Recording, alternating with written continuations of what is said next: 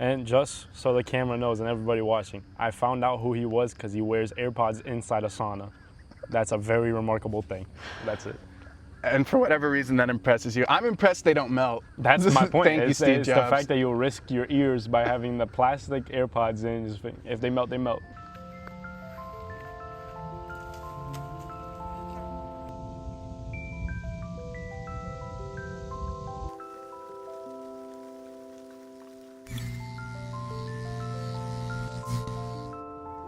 You know what's funny? I was thinking about in the car because you did talk about how it's about the process of like creativity and all of it behind it. Yeah. And I really noticed that I think the number one creative process in my life is like the day-to-day how to find my happiness or like how to maintain my happiness. Because it is a very creative thing. It's your own individual process to do it. A lot of people do it in a very weird way where they either do substance abuse or they have to go out and these people that don't care about them. All of these things to maintain like a level of happiness. For me, I found a different process. For me, my creativity went to like, how do I maintain my happiness instead of become happy? Because funny enough, my dad sent me a reel. I was going through some stuff and my dad sent me this reel and I was like, what is the best way to be happy? And the guy literally says, don't try to be happy. Make your default setting happy and then avoid all the stuff that makes it worse. Yeah. Vitor Barreto Minoga. Perfect. Thank you for being on the podcast, for being willing to talk about creativity even when we don't have an end goal for this conversation. Absolutely. I think that's the best part. We're actively creating through this. How I got to know you, a gym here, the Center for Health and Wellbeing. Came to my job and harassed me. I harassed you. I come in every day and you're there. You're the receptionist. You work the desk at the gym, and you are so kind. And you mentioned that genuinity earlier of like, you claim I'm not just doing it to be fake, which is the nicest thing ever because I feel seen by hearing that. You give me towels, and not just towels for my gym experience, but you remember the exact amount I want. You remember my last name early on. You do a lot of things above and beyond to make the experience that much better. You're a pretty remarkable person. For someone to go to the gym, which is such a simple thing that people can overlook. But like, how you do anything is how you do everything. And this is my biggest compliment to you because I want to show you to my world. Thank you. And my family and friends and people that care enough to be a part of the 60 people that watch my videos each time I post it. That's plenty of people. I just want to say thank you, and this is my way of doing it. Absolutely. So I grew up in Rio. So I was born in Rio de Janeiro in Brazil. I grew up there until I was 13. I've always been a very big talker. I talk a lot. That's my whole thing. I always like talking. I still do, but now I tell people I enjoy talking. But I grew up being a big talker, very nice kid. Never was a big crier, never been a complainer. But I was a very emotional kid, so it was very easy to get me going. So you pushed me, I'll start crying. You nagged at me, I'll start crying. A menu was too large and too many options, I'll start crying. I just like crying. That was my thing. But because I was such a talker, but so emotional and so I guess kind of defenseless. I would even say, not in a bad way, but I really just didn't know how to protect myself too much. I got bullied on pretty heavily for a few years. Brazil's a different beast. Bullying there is not like bullying here in America. It's more so like people make fun of you and leave you alone. Like sometimes I'm sure it gets pretty heavy, but my case wasn't like this. I went to a nice private German school in Brazil. So all the kids were just like these rich little brats. Yeah. They made fun of me and all that, but at the end of the day, we became friends. I've been friends with most of them to this day. It was just a question of I changed my personality, trying to be nice and trying to be fake. Yeah. They picked on that so easily because when you're overly nice, you're overly something, and people don't like that, they'll get on you. Yeah. So that happened, and then, that was the start of me understanding how social life really works.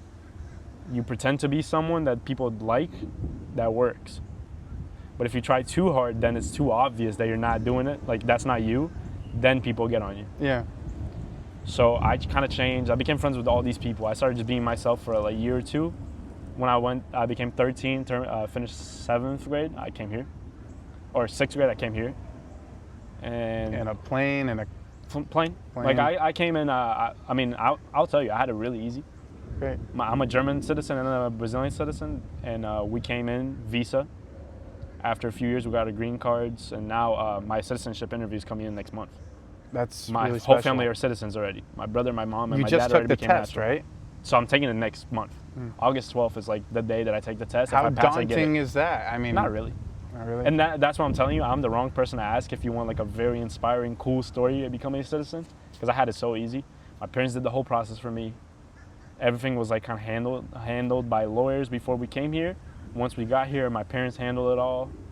Everything was really, really light. So we came here legally. So legally is really chill.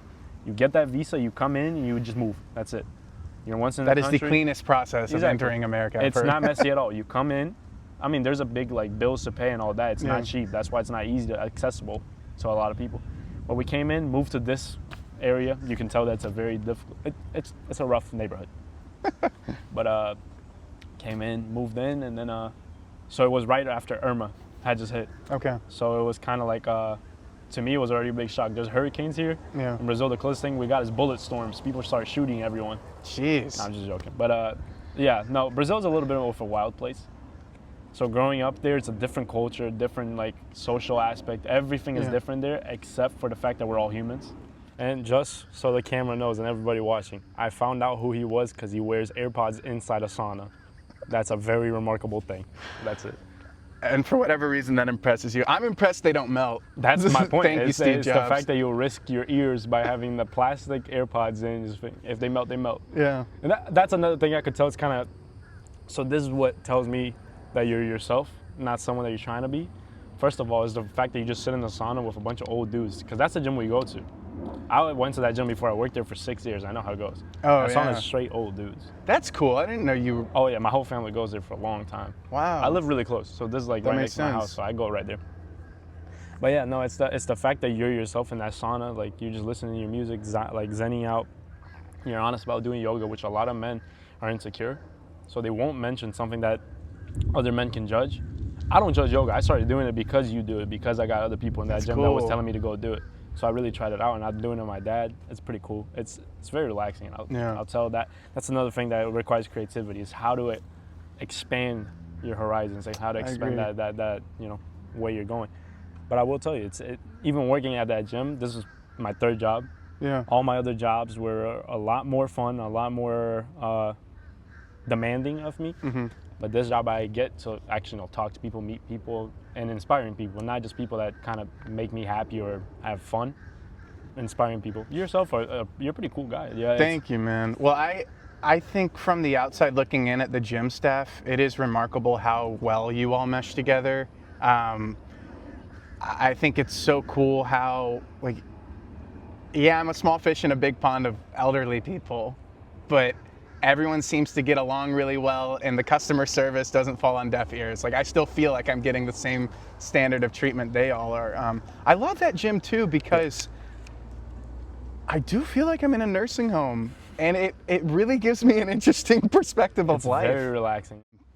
Let's sort of wrap things up here. I want to ask, what I do is I ask each person to give a little elevator pitch. You basically started the interview this way. That was beautiful. But why to be creative? Sort of wrap up, give your thesis, your summary of why whoever's listening should be creative, what they should try, and speak from the heart. Just this Do is you your want to look at you or them?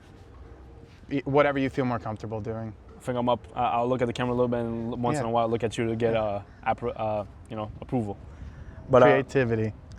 I think number one reason to be creative is just overall is you cannot be yourself without creativity, and I think that's the number one fact. Like, you cannot. Creativity controls who you are, how you think, how you act. It also controls like the amount of like yourself that you can put into products. So not necessarily work, but it's completely random. But I like playing D&D. I do. It's one of my big things in life.